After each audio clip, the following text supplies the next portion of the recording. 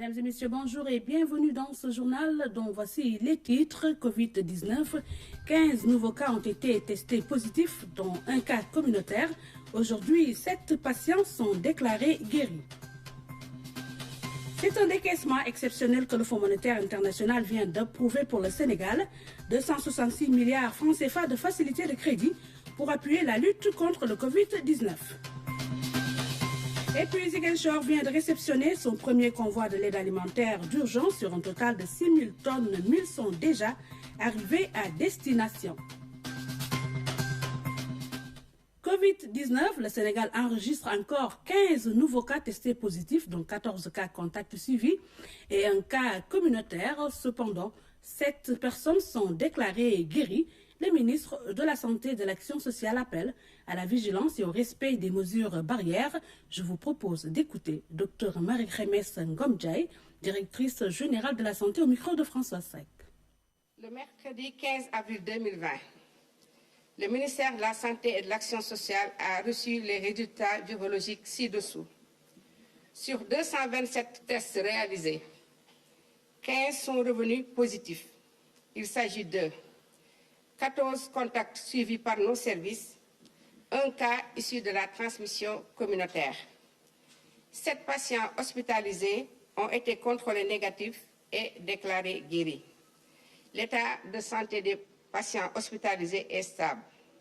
À ce jour, 314 cas ont été déclarés positifs, dont 190 guéris, 2 décédés, 1 évacué, et donc 121 sous traitement. Le ministère de la Santé et de l'Action sociale exhorte les populations au respect scrupuleux des mesures de prévention individuelle et collective. C'est un décaissement exceptionnel que le Fonds monétaire international vient d'approuver pour le Sénégal.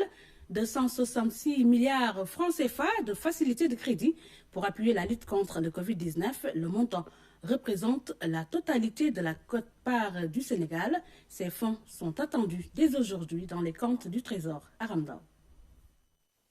C'est une approbation qui fera date. Le Sénégal a sollicité ses partenaires au développement pour compléter son fonds de riposte force Covid-19. La réponse du FMI est sans réserve. 266 milliards de francs CFA, c'est la totalité de la quote-part du pays. Un droit à tirage, un brin inédit.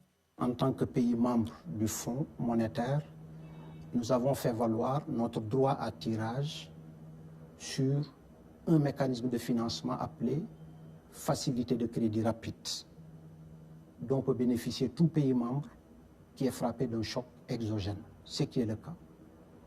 La seule nouveauté qu'il faudra saluer et préciser dans ce cadre, c'est que les prêts du FMI, quelle qu'en soit la nature, sont plafonnés à 50% de la quote-part de chaque pays membre. Mais dans le cas du Sénégal, exceptionnellement, je devrais dire, le conseil d'administration du FMI a consenti à libérer pour la totalité de notre quote-part, soit 442 millions de dollars, équivalent au cours du jour du droit de tirage spéciaux, qui est la monnaie de référence du fonds, un montant de 266 milliards au Sénégal. Le Fonds monétaire international est conscient de l'urgence d'agir pour aider à endiguer la pandémie. Aussitôt approuvés, les fonds sont attendus ce mercredi dans les comptes du Trésor public. En général, les délais de mobilisation des ressources issues de la coopération internationale peuvent prendre du temps, entre les dates de signature, les dates d'approbation et les dates de mobilisation dans les comptes du Trésor public à la Banque centrale.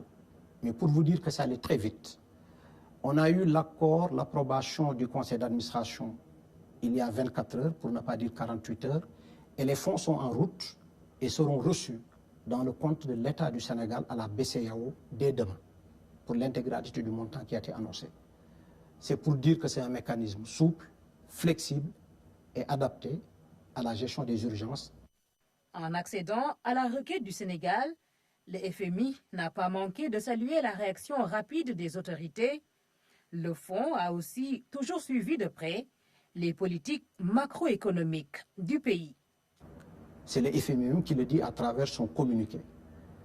C'est pour appuyer le Sénégal et sanctionner positivement l'ensemble des politiques macroéconomiques qui ont été mises en place au Sénégal, particulièrement sur les 5 dernières années, et qui se sont traduites par une croissance soutenue de plus de 6% successivement sur les 5 dernières années et une consolidation du déficit budgétaire.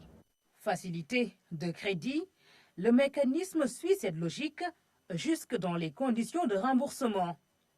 Le tiers de ce montant est accordé au Sénégal à un taux zéro, taux nul. Donc vous remboursez juste en principal, il n'y a pas d'intérêt. Les 2 tiers de ce montant sont remboursés avec un taux de 1%. Donc c'est pour dire que vraiment c'est des taux très favorables, très concessionnels et qui participent encore une fois, comme je l'ai dit, à soutenir, en tout cas à sanctionner positivement les performances macroéconomiques du Sénégal sur ces dernières années. Les 266 milliards font partie intégrante des 1000 milliards dédiés au plan de riposte, un plan qui se veut intégral en finançant aussi bien la contingence que l'appui au secteur privé. Le Sénégal qui veut amortir autant que faire se peut le choc du Covid-19 sur l'économie. L'FMI a par la même occasion approuvé un allègement immédiat de la dette pour 25 pays. Le Sénégal ne fait pas partie de la liste pour une raison simple.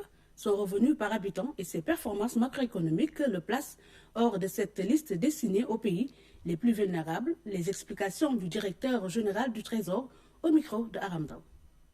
C'est parce qu'au plan macroéconomique, d'une manière générale, le Sénégal a très bien travaillé pour ne pas être sur la liste des 25 qui aujourd'hui sont les pays, en tout cas les plus vulnérables du point de vue du revenu par habitant.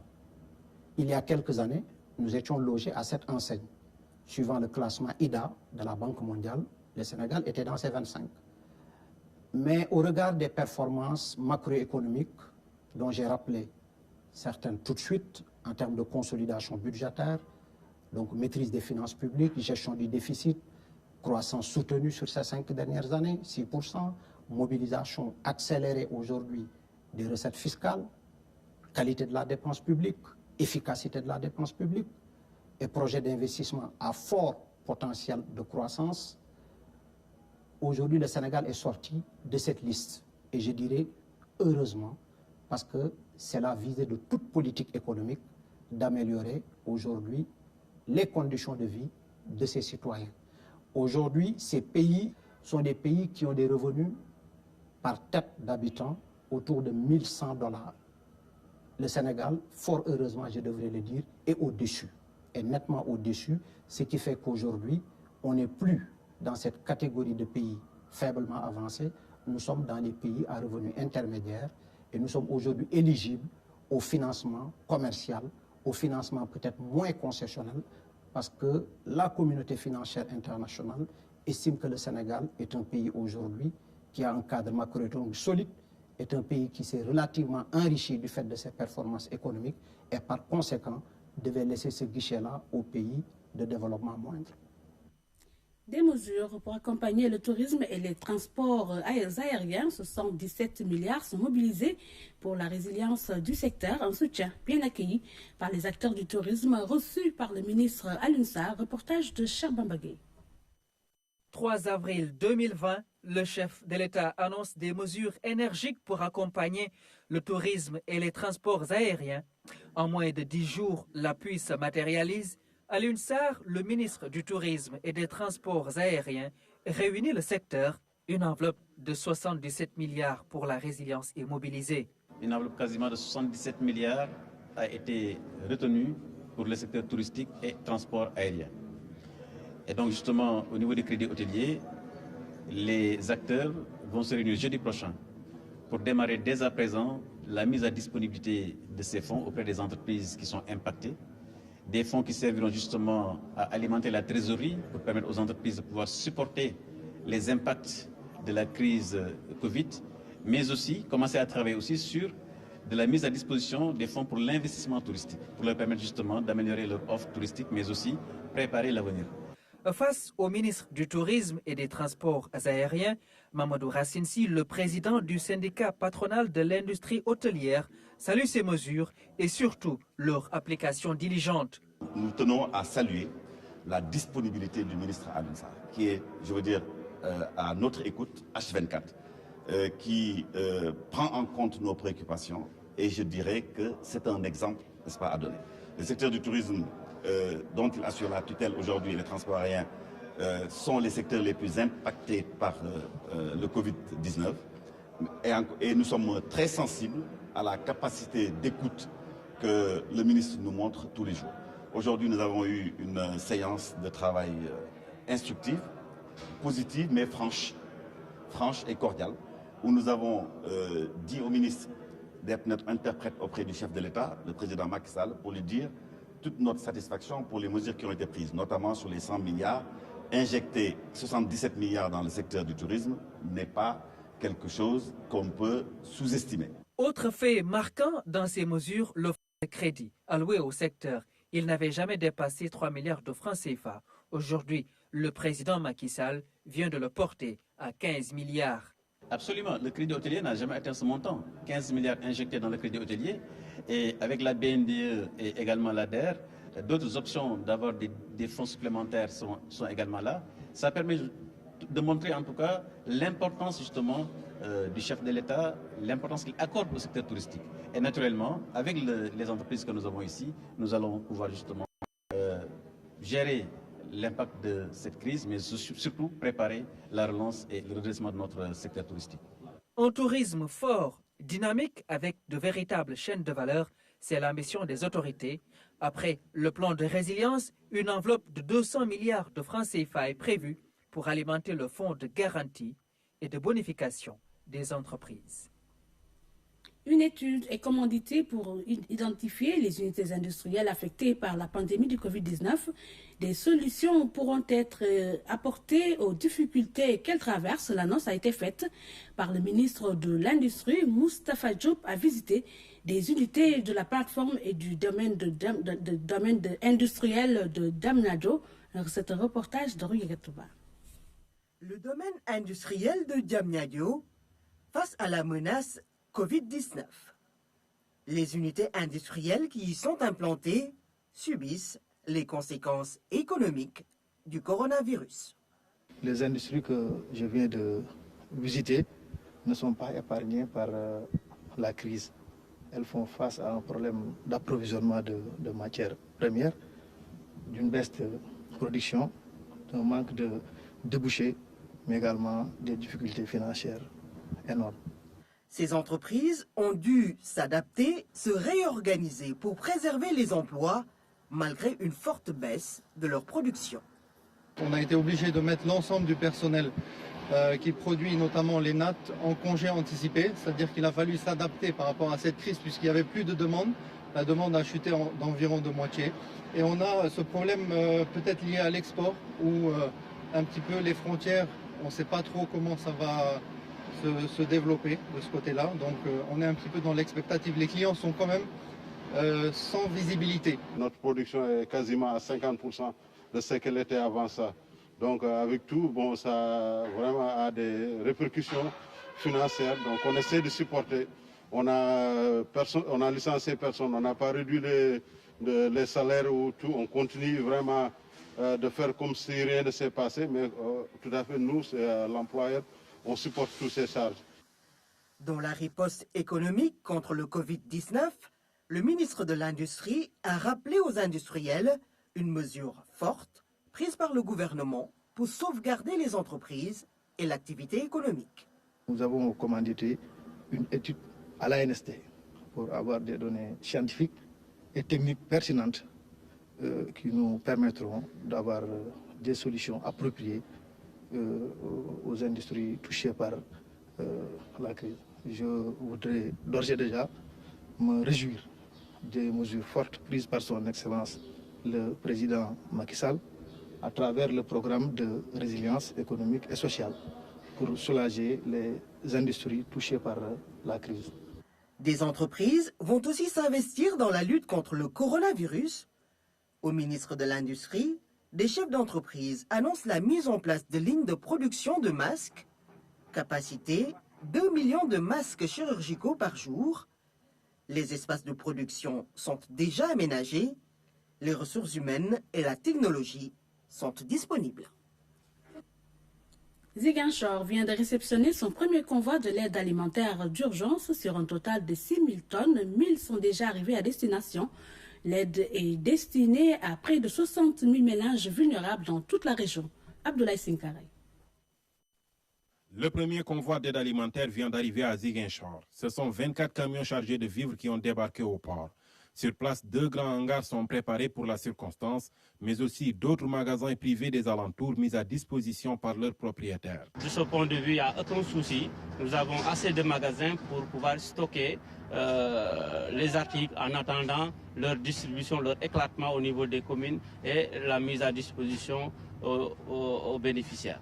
Au niveau de la région de Ziguinchor, nous attendons près de 6 000 tonnes de riz, près de 578 tonnes de sucre, 578 tonnes d'huile et 1 040 000 barres de savon et 578 tonnes de pâtes alimentaires. 57 000 ménages vulnérables ont été identifiés dans la région et des comités de ciblage vont descendre dans les quartiers et villages pour enrôler d'autres ayants droit qui ne figurent pas sur le registre unique. Le tout dans un processus transparent. Après ce ciblage-là, des commissions de distribution seront mises en place sous la supervision des autorités administratives, des autorités territoriales et des forces de défense et de sécurité. Le processus du début jusqu'à la fin sera transparent. La distribution, le ciblage, la distribution se fera dans la plus grande transparence et avec la participation de tous les acteurs. Donc, et là, j'invite tous les acteurs impliqués dans le processus à faire preuve de rigueur et de détermination pour que les choses se passent comme le chef de l'État l'a bien voulu. Les 1000 tonnes déjà arrivées constituent le premier jet d'un total de 6 000 destinés aux 3 départements de Ziguinchor. Et puis, lancement des opérations de désinfection des marchés de la commune de Tambacounda. Désormais, ils seront fermés 2 fois dans la semaine pour les besoins des activités de nettoiement. Chorodien a fait un tour dans ces lieux de commerce, suivant son reportage. Après les opérations de nettoiement de l'UCG, c'est au tour des services d'hygiène d'entrer en action.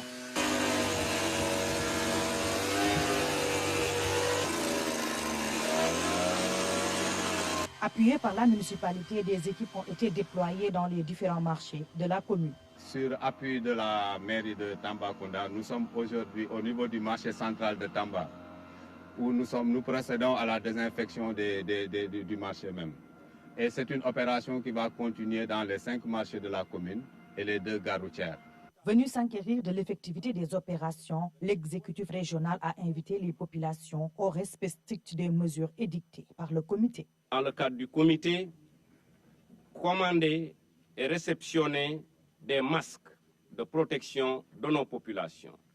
Il s'agit au total d'une commande de 10 000 masques que nous allons remettre à M. le maire et dès demain, pour les jours d'ouverture, travailler avec les commerçants et le comité de gestion du marché afin de doter chacune de nos femmes et chacun de nos hommes qui entrent dans le marché en revêtant son masque.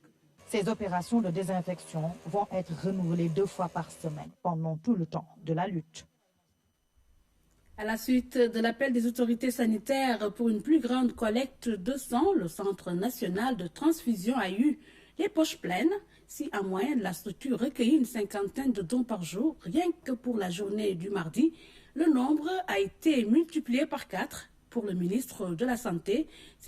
L'appel a été entendu. C'est un reportage signé Oumar Diaw.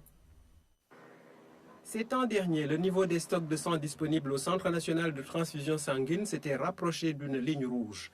Et pour qu'elle ne soit pas franchie, un appel presque de détresse a été lancé à travers les médias. L'appel qui a été lancé a été véritablement entendu par la communauté. C'est pourquoi je suis venu voir moi-même l'engouement et l'engagement très citoyen des Sénégalais pour venir massivement donc apporter leur contribution et donner du sang. Autant dire que cet appel à un acte citoyen est tout simplement du cœur, a résonné loin. Il a surtout été entendu. Cet homme, futur grand commis de l'État, est un fidèle donneur. Je suis un habitué, donc je viens souvent, chaque mois je peux venir une fois donner de mon sang et de mon temps également. On a entendu l'appel à la télévision.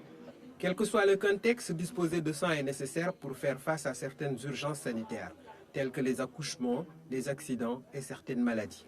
Nous avions effectivement remarqué une tension dans le stock. Peut-être que c'est le contexte qui l'avait favorisé. Le sang joue un rôle extrêmement important dans le dispositif sanitaire d'un pays. Le sang est un produit d'importance vitale et le Centre national a tout réuni pour assurer la sécurité des opérations de prélèvement. Lorsque nous avons mis en place toutes les conditions de sécurité pour permettre à ce que les dons se fassent normalement, eh bien, les gens sont répondus. Lavage des mains, port de masque et distance sont respectés. Et comme par magie, les donneurs ont répondu en nombre. D'habitude, ils étaient entre 50 et 60. Par exemple, aujourd'hui, nous avons reçu, il est midi, nous continuons jusqu'à 14 h, mais à midi déjà, nous avons 172 donneurs qui se sont déplacés. En vérité, certains craignent moins le Covid que la petite aiguille. Je n'ai pas peur de la contamination, mais j'ai peur de la piqûre. Cette seule journée aura permis à la banque de sang de relever ses comptes et de faire taire les alarmes au tableau de bord à la veille du Ramadan, période basse des dons. Et puisque nul ne sait à qui peut servir le sang donné un jour, autant faire cet acte de générosité tant que c'est possible. Voilà qui met fin à cette présente édition. Merci de votre attention. Vous pourrez suivre tout juste après le journal en Wolof qui vous sera présenté par Adja Ramoboy. Au revoir.